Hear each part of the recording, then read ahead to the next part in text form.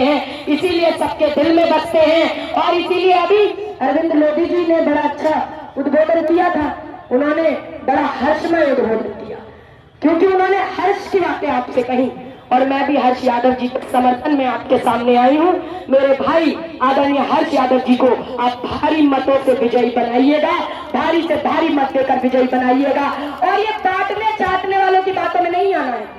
मैं यही कहूंगी कि नफरतों का असर देखो, जानवरों का भी बंटवारा हो गया, गाय हिंदुओं की हो गई और बकरा मुसलमानों का प्यारा हो गया। अरे मंदिरों में हिंदू, गिरजाघरों में ईसाई, गुरुद्वारों में सिख, तो मस्जिदों में देखे मुसलमान। ये सोचकर हूँ परेशान की कहाँ मिलेंगे इंसान। ये पेड़ पौधे, ये पत्ते, ये शाखाएं परेशान हो जाए अगर परिंदे भी हिंदू और मुसलमान हो जाए। अरे सूखे मेवे भी ये देखकर हैरान हो गए, न जाने कब नारियल हिंदू और खजूर मुसलमान हो गए। अरे न मंदिरों को जानते हैं, न मस्जिदों को जानते हैं, न शिवालों को जानते हैं। जो भूखे पेट होते हैं वो दस निवालों को जानते हैं, दस निवालों को जानते हैं। अज्ञान जमाने को खलता है कि साधना भारती का चिराग हवा के खिलाफ क्यों जलता है। अरे मैं अमन पसंद हूँ, मेरे शहर में दंगा रहने दो, मेरी छत पे भारत का तिरंगा रहने दो। ये भाजपा किस तरह हिंदू मुसलमानों को बांटती है, कभी कहती है लाल हिंदुओं का, हरा मुसलमानों का बताती है। तो मैं पूछती हूँ कि अगर सारी सब्जियां हिंदू और मुसलमान हो जाएंगी तो क्या चकुंदर, गाजर और टमाटर जैसी सब्जियां हिंदू गृहणियां पकाएंगी। मैं तो ये सोचकर परेशान हो जाती हूँ, ये बेचारा कलिंदर, ये तरबूज कहा जाएगा, ये तो अंदर से हिंदू और बाहर से मुसलमान ही कहलाएगा। अरे संगत का असर होता है सब्जियों के साथ साथ। अगर ये पेड़ पौधे सब हिंदू मुसलमान हो जाएंगे तो क्या हरे पेड़ पौधों से ऑक्सीजन लेने में हिंदू नहीं जाएंगे? क्या हरे पेड़ पौधों पर लगने वाले लाल फलों और फूलों को मुसलमान हाथ नहीं लगाएंगे? क्या प्रकृति द्वारा बनाए गए इस एकता के बंधन को कोई भी कट्टरपंथी तोड़ पाएंगे? अरे इन कट्टरपंथियों के काका और चाचा भी सर झुकाएंगे जब देवरी विधानसभा के लोग 17 तारीख को हाथ के पंजे के सामने वाला कदम दबाएंगे। आदरणीय हर्ष यादव जी को भारी मतों से विजयी बनाएंगे। अभी बड़ी गारंटी दे रही है भाजपा, मोदी जी जगह जगह जाकर कह रहे हैं गारंटियों की गारंटी, मोदी की गारंटी। अरे मैं कहती हूँ गारंटी की गारंटी नहीं है मोदी की गारंटी, सिर्फ झूठ बोलने की गारंटी मोदी जी की गारंटी, महिलाओं का अपमान करवाने की गारंटी मोदी जी की गारंटी, मध्य प्रदेश में आदिवासियों के सर पर पेशाब कराने की गारंटी मोदी जी की गारंटी, महिलाओं को उत्पीड़न कराने की गारंटी मोदी जी की गारंटी, महंगाई की मार की गारंटी मोदी जी की गारंटी, पेट्रोल डीजल को 100 के पार कराने की गारंटी मोदी जी की गारंटी, सिलेंडर को 1100 के पास पहुंचाने की गारंटी मोदी जी की गारंटी। और इसीलिए उनकी ये झूठ की गारंटी देखकर अब जनता गारंटी दे रही है कि अब जनता की गारंटी कांग्रेस को लाने की गारंटी, जनता की गारंटी हाथ के साथ की गारंटी, जनता की गारंटी हर्ष यादव जी को फिर से विधायक बनाने की गारंटी।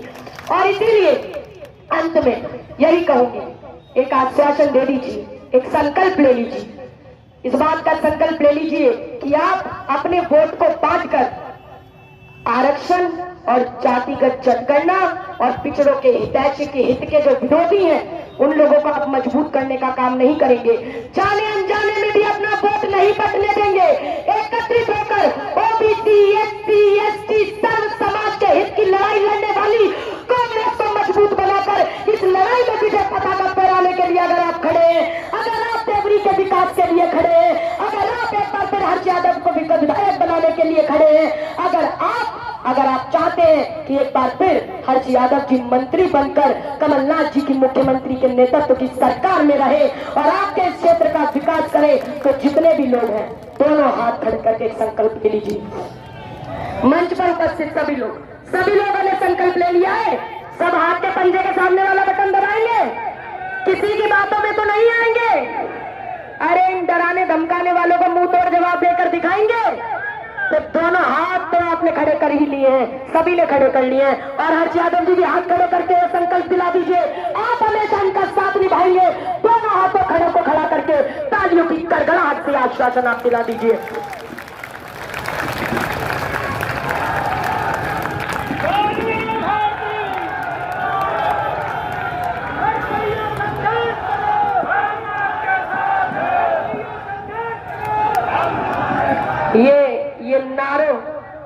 ये नारों की आवाज, मुझे तो ऐसा लगता है कि जैसे मैं चुनाव प्रचार में नहीं आई हूँ, हर्ष यादव जी के विधायक धन्यवाद के बाद धन्यवाद सभा करने के लिए आई हूँ, ऐसा माहौल मुझे नजर आ रहा है।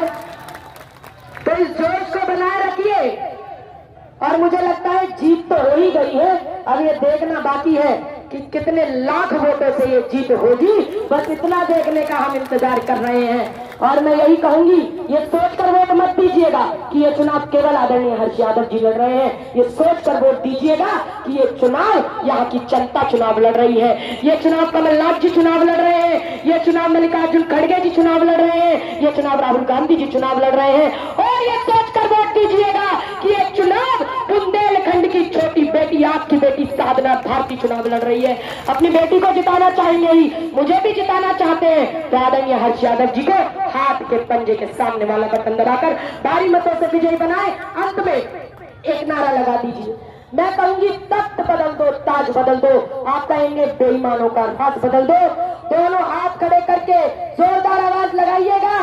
जो जरा विपक्ष के जो प्रत्याशी हैं उनके कानों तक तो पहुंचे ही, जरा भोपाल के शिवराज सिंह चौहान के कान के पर्दों तक पहुंच जानी चाहिए।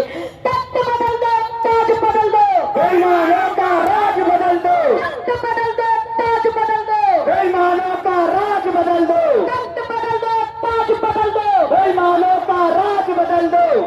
आपके नारों की गूंज ने मुझे लगता है ये संदेश पहुंचा दिया है कि हर्ष यादव जी विधायक बनके मंत्री बनने के लिए भोपाल की ओर अग्रसर है।